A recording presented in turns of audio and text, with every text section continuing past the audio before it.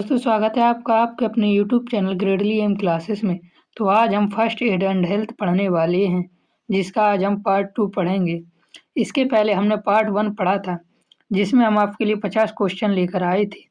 तो ये जो भी बच्चे बीए, बीएससी, बीकॉम पर हैं और वह फर्स्ट एड एंड हेल्थ लिए हैं, उनके लिए ये वीडियो बहुत ही महत्वपूर्ण होने वाली है। इसका पार्ट 1 ऑलरेडी बन चुका है, ये पार्ट 2 है। पार्ट 1 का लिंक आपको डिस्क्रिप्शन पर मिल जाएगा, या हमने पूरी प्लेलिस्ट बनाई हुई है। प्लेलिस्ट पर जाकर आप उस वीडियो को देख सकते हैं।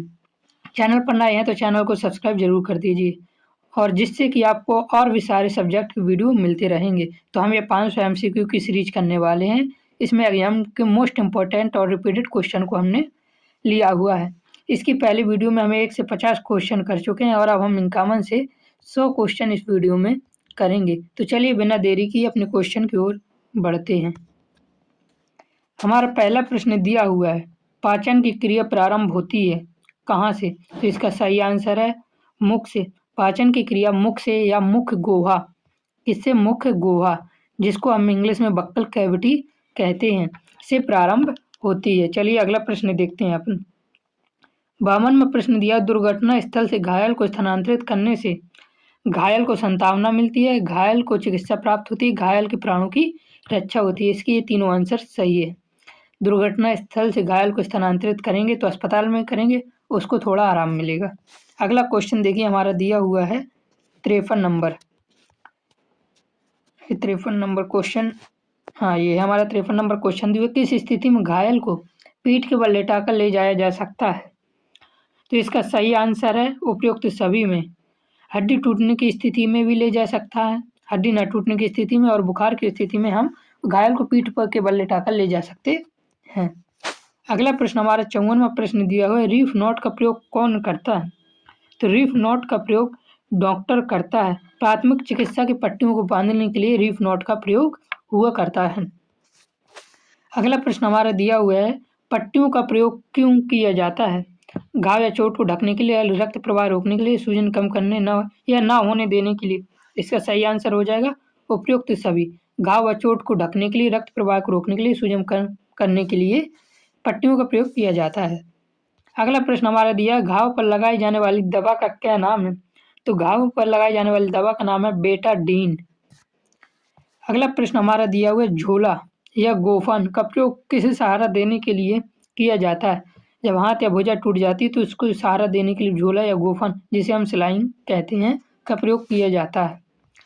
अगला प्रश्न हमारा 58वां प्रश्न दिया हुआ है, एक स्वस्थ व्यक्ति 1 मिनट में श्वसन क्रिया कितनी बार करता है? तो इसका सही आंसर है 15 से 18 बार। एक स्वस्थ व्यक्ति 1 मिनट में 15 से 18 बार सांस लेता और छोड़ता है। अगला प्रश्न हमारा 59वां प्रश्न दिया हुआ है, घायल के स्थानांतरण में प्रयोग की जाने वाली विधियां हैं।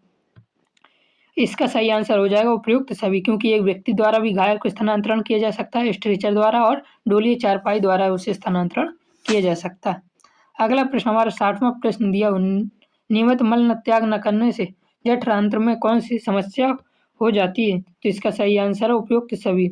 ये बवासीर, दस्त, कब्ज और असहमल जैसी समस्या हमारे जठरांत्र पर हो जाती हैं। अगला प्रश्न हमारा दिया हुआ है, हाथों में भोजन को अलग करने का कार्य किसके द्वारा किया जाता है? हाथों में भोजन को अलग करने का कार्य अम्ल और बैक्टीरियाओं द्वारा किया जाता है। भोजन से मतलब कि जो न्यूट्रिएंट्स होते हैं उनको निकालने का कार्य किया जाता है। 62वां क्वेश्चन दिया हुआ है, आहार में उचित मात्रा में तरल पदार्थ न लेने से क्या होता है? तो आहार में यदि उचित मात्रा में तरल पदार्थ न ले तो हमें कब्ज और गैस हो जाता है, भारीपन भी हो जाता है। तो इसका सही आंसर है उपयुक्त सभी। अगला प्रश्न हमारा 63वां प्रश्न दिया हुआ है, आपातकालीन पट्टियां कौन सी हो सकती हैं? तो इसका सही आंसर क्या हो जाएगा, आपातकालीन में कोई भी साफ कपड़ा या टुकड़ा को हम आपातकालीन के समय यदि किसी को चोट लग जाए तो कोई भी साफ कपड़े या टुकड़े का हम यूज कर सकते हैं। अगला प्रश्न हमारा दिया हुआ है, गोल पट्टियों का प्रयोग अधिकतर कहाँ किया जाता है?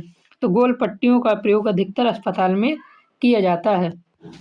अगला प्रश्न हमारा दिया हुआ है, चबाया गया भोजन कहाँ से पेट में जाता है? चबाया हुआ भोजन ग्रास नली से पेट पर जाता है।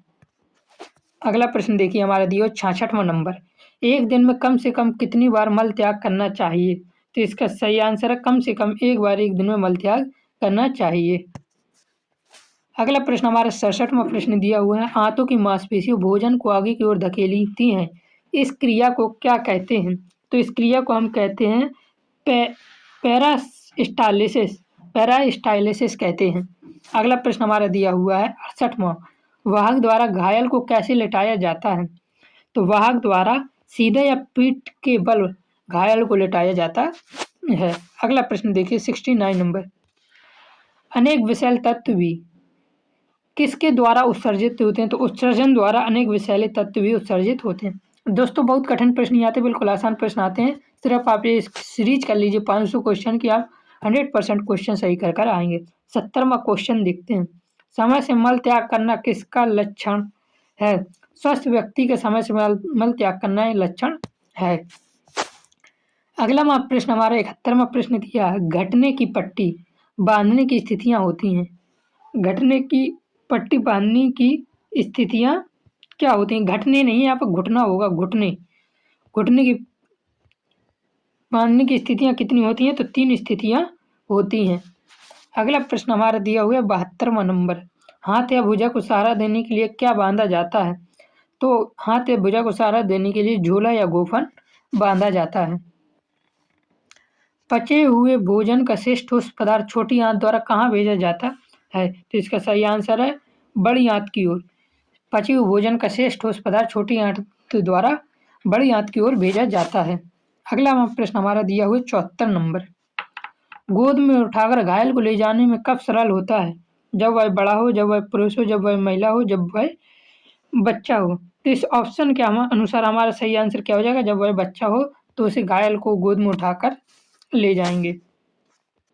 धुआं किसका मिश्रण है? तो इसका सही आंसर है उपयुक्त दोनों, धूल कणों का और गैसों का मिश्रण धुआं कहलाता है। अगला प्रश्न हमारा 76वां प्रश्न दिया हुआ, रक्त शुद्ध करने का कार्य करता है। तो इसका सही आंसर है यकृत।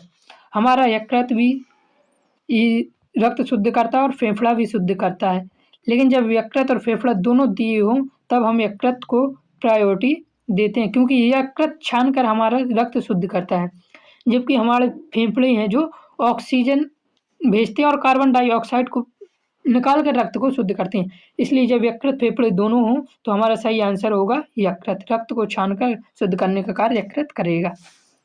77वां हमारा भाग दिया हुआ श्वसन क्रिया के भाग हैं, प्रश्वासन निश्वासन उपयुक्त दोनों। तो इसका सही आंसर हो जाएगा दोनों। इनहेलेशन, इसे इंग्लिश में कह सकते हैं इनहेलेशन, और इसको कहते हैं निश्वासन को या एक्सहेलेशन। एक्सहेलेशन मतलब बाहर निकालना और इनहेलेशन मतलब सांस अंदर लेना। अगला प्रश्न हमारा दिया हो, श्वसन तंत्र के कितने अंग कार्य करते हैं? तो श्वसन तंत्र में 7 से 8 अंग कार्य करते हैं। 79वां क्वेश्चन हमारा दिया, अशुद्ध रक्त के शुद्धिकरण के लिए किसकी आवश्यकता होती है? तो अशुद्ध रक्त के शुद्धिकरण के लिए ऑक्सीजन की आवश्यकता होती है। ऑक्सीजन भेजकर कार्बन डाइऑक्साइड को बाहर निकालना अशुद्ध रक्त का शुद्धिकरण कहलाता है। 80वां क्वेश्चन हमारा दिया हुआ है, अशुद्ध रक्त का शुद्धिकरण किस प्रक्रिया द्वारा होता है? तो अशुद्ध रक्त का शुद्धिकरण श्वसन क्रिया द्वारा होता है। अगला क्वेश्चन हमारा 81वां क्वेश्चन दिया हुआ है। इसके बाद हमारे 20 क्वेश्चन और बचे हैं। 100 क्वेश्चन हम इस वीडियो में करने वाले हैं। 81वां हमारा क्वेश्चन देखिए, श्वसन दर पर किसका प्रभाव पड़ता है? श्वसन दर पर सभी का प्रभाव पड़ता है। चिंता व तनाव होने से श्वसन दर बढ़ सकती है, दौड़ भाग और व्यायाम करने से श्वसन दर बढ़ सकती है, खेल कूद करने से भी श्वसन दर बढ़ सकती है। अगला क्वेश्चन हमारा 82 क्वेश्चन दिया, वायुनली या ट्रैकिया की लंबाई कितनी होती है? तो इसका सही आंसर है 10 से 12 सेंटीमीटर लंबी ट्रैकिया होती है। चलिए अगला प्रश्न देखते हैं अपना। अगला प्रश्न दिया हुआ, वायु मार्ग में आंशिक या पूर्ण रुकावट को क्या कहते हैं? वायु मार्ग में आंशिक या पूर्ण रुकावट को अवरोधन, चोकिंग, इंग्लिश में क्या बोल सकते हैं? चोकिंग या फिर इसे क्या कहते हैं? ऑब्स्ट्रक्शन, ये सब हम कहते हैं। वायु मार्ग में आंशिक या पूर्ण रुकावट को चोकिंग, ऑब्स्ट्रक्शन या अवरोधन कह सकते हैं हम। अगला हमारा क्वेश्चन 84 क्वेश्चन दिया, पानी में जब व्यक्ति की श्वसन क्रिया रुक जाती है उस स्थिति को क्या कहते हैं? उस स्थिति को डूबना कहते हैं। चलिए अगला प्रश्न देखते हैं। 85, किसके आयतन में वृद्धि के कारण फेफड़े फैलते हैं? तो किसके आयतन में वृद्धि हो जाने के कारण फेफड़े फैल जाते हैं? तो इसका सही आंसर है वक्ष गुहा, जिसे बोल सकते हैं टोरैकिक, क्या बोल सकते हैं? टोरैकिक कैविटी, टोरैकिक कैविटी। इंग्लिश में भी याद रखना इसे, किसके आयतन में वृद्धि के कारण, तो टोरैकिक कैविटी के आयतन में वृद्धि के कारण फेफड़े क्या होते हैं? फैल जाते हैं। 86 क्वेश्चन हमारा दिया है, श्वास नली में पानी चले जाने पर क्या होता है? जब श्वास नली पर पानी चला जाता है तो तापमान बढ़ जाता है, अर्थात हमें बुखार आ जाता है। इसी का कारण होता है एस्पिरेशन। क्या होता है इसका कारण? Aspiration, aspiration, aspiration pneumonia. श्वास नली में पानी चले जाने के कारण हमारा तापमान बढ़ जाता है, इसको कहते हैं एस्पिरेशन निमोनिया के कारण यह होता है। 87 क्वेश्चन हमारा दिया हुआ, किस बीमारी में गर्म पानी में नमक डालकर गरारे किए जाते हैं? तो इसका सही आंसर है गले में सूजन के कारण हम बीमारी गर्म पानी में नमक डालकर गरारा कर सकते हैं। अगला क्वेश्चन हमारा 88 क्वेश्चन दिया, गले में सूजन होने की आशंका अधिकतर किस मौसम में होती है? तो इसका सही आंसर है ठंड के मौसम में गले में सूजन होने की आशंका अधिक होती है। अगला क्वेश्चन हमारा दिया हुआ है, गले में सूजन होने पर कौन सा भोजन करना चाहिए? तो सही आंसर है गले में सूजन होने पर गर्म व नरम प्रकार का भोजन करना चाहिए हमें। अगला क्वेश्चन है 90, मनुष्य को श्वास लेने में कठिनाई कब होती है? दम घुटने पर, गला घुटने पर, फांसी लगने पर, उपयुक्त तीनों पर मनुष्य को सांस लेने में कठिनाई होती है। चलिए 91वां क्वेश्चन देखिए, गले में स्वर यंत्र किस नलिका में पाया जाता है? स्वर यंत्र जिसे हम क्या बोल सकते हैं? लैरिंग्स।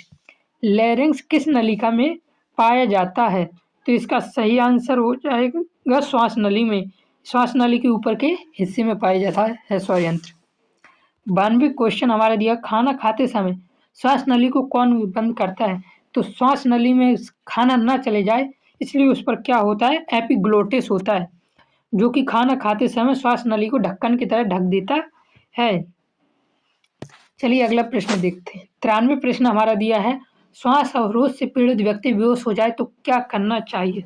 श्वास अवरोध से यदि पीड़ित व्यक्ति बेहोश हो जाए तो हमको क्या करना चाहिए? उसे CPR देना चाहिए। अगला प्रश्न हमारे दिया हुआ 94 नंबर, अस्थमा किस कारण से हो सकता है? तो एलर्जी व ठंड से, धूल व धुआं से, मानसिक तनाव से अस्थमा हो सकता है। 95 नंबर क्वेश्चन दिया, अस्थमा होने पर क्या करना चाहिए? तो अस्थमा होने पर हमें क्या करना चाहिए? सांस लेने में होने पर क्या होता है? सांस लेने में कठिनाई होती है, सांस छोड़ने में कठिनाई और बोलने में कठिनाई होती है जब अस्थमा हो जाता है। 96 क्वेश्चन दिया, अस्थमा रोगी में कौन से लक्षण पाए जाते हैं? तो छाती में जकड़न होती है, बेचैनी व घबराहट होती है, सांस लेने में कठिनाई होती है अस्थमा रोगी को। अगला प्रश्न हमारा दिया 97, अस्थमा पीड़ित व्यक्ति को कहाँ बैठना चाहिए? तो अस्थमा पीड़ित व्यक्ति को स्वच्छ हवा वाले स्थान पर बैठना चाहिए। अगला प्रश्न हमारा 98 दिया है, ठंड के मौसम में कौन से रोग अधिक फैलते हैं? तो ठंड के मौसम में श्वसन रोग अधिक फैलते हैं, ठंड के मौसम पे ही वायु प्रदूषण भी शुरू होता है।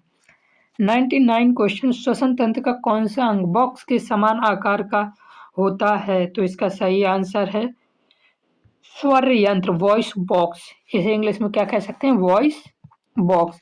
वॉइस बॉक्स का अंग एक ऐसा अंग है जो बॉक्स के समान के आकार का होता है। आखिरी क्वेश्चन हमारा दिया हुआ है जो कि कट चुका है, चलिए देखते हैं क्या है। हाँ, अगला क्वेश्चन लास्ट क्वेश्चन है हमारा 100 क्वेश्चन कटा हुआ। चलिए क्या है ये क्वेश्चन? हाँ, तो हमारा अगला आखिरी क्वेश्चन, तो एक वयस्क व्यक्ति, क्या दिया हुआ है? एक वयस्क व्यक्ति ये क्वेश्चन दिख नहीं रहा। एक वयस्क व्यक्ति एक बार श्वसन क्रिया में लगभग कितना समय लेता है? तो 8 सेकंड का समय लेता है। ये थोड़ा सा दिक्कत हो रहा है इस पर। तो यदि आपने ये 100 के 100 क्वेश्चन कर लिए, यदि आप इनका PDF चाहते हैं तो आपको ज़्यादा नहीं, सिर्फ 9 रुपये का पेमेंट हमारे टेलीग्राम पर करना होगा। आप टेलीग्राम पर मैसेज कर सकते हैं, वहाँ से आपको हम ये सारे PDF आपको उपलब्ध हो जाएँगे, सिर्फ़ आपको वन टाइम करना होगा और आपको क्या मिलेगी, लाइफ़ टाइम उस ग्रुप की वैलिडिटी मिलेगी। तो आपको जितने भी हम वीडियो करवाएँगे सारे के सिर्फ़ ₹9 में आपको मिल जाएगा। तो चैनल पर नए हैं तो चैनल को सब्सक्राइब ज़रूर कर लेना और कमेंट करना वीडियो कैसा लगा और आप अगला वीडियो किस सब्जेक्ट का चाहते हैं। जय हिंद, जय भारत।